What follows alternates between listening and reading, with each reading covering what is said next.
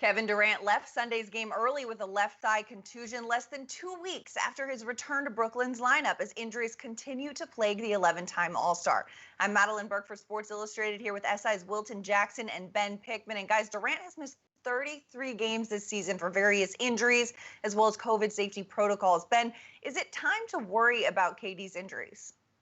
I mean, I think worry is a little bit of a strong word, but I think you have to feel a little bit concerned or at least a little bit frustrated that Kevin Durant can't be on the court, and then it has this, impact for the Nets more broadly. The Nets have done just fine without Kevin Durant, and we've seen them be just fine without James Harden and Kyrie Irving. They played only 7 games together. And this to me feels like a question where two things can be true, right? It can be true that Durant's absence, the Nets have been fine, and their role players like Landry Shamet, like TLC, like Nick Claxton, Bruce Brown, they've all been really successful and developed really good roles. But there's only 15 games left in this season for the Nets.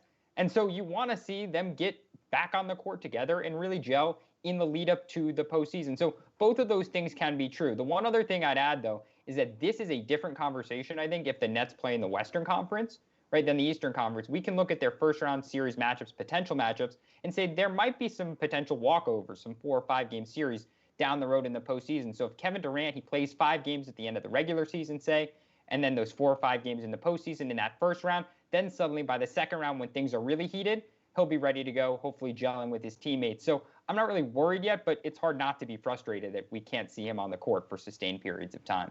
Yeah, I mean, to your point, the Nets are still maintaining. They're only a game and a half behind Philly for second in the East. And these big three have only played 7 games together. So next man up seems to be working for this squad. But Wilton, when you look at this situation, do they need all three healthy? Do they need a Kevin Durant, a James Harden, and a Kyrie Irving healthy to make a deep run in the playoffs? Or are you concerned at all?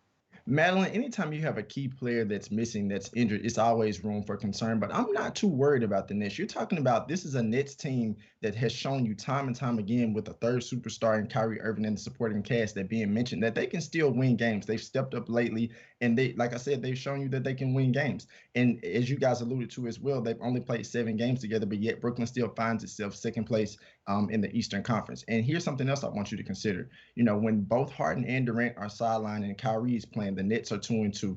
Brooklyn is also 13-5 against the top 8 teams in the East and 7-5 against the top 8 teams in the West. So to my point, I believe, and I'll say this, the Nets, if they don't have Kevin Durant back, even with the 2 superstars that they do have, if they had to make a strong playoff run without Durant, I still think they could do that in the Eastern Conference, to what Ben mentioned. I think it would be a lot harder in the Western Conference, but I think they could do it in this year's Eastern Conference.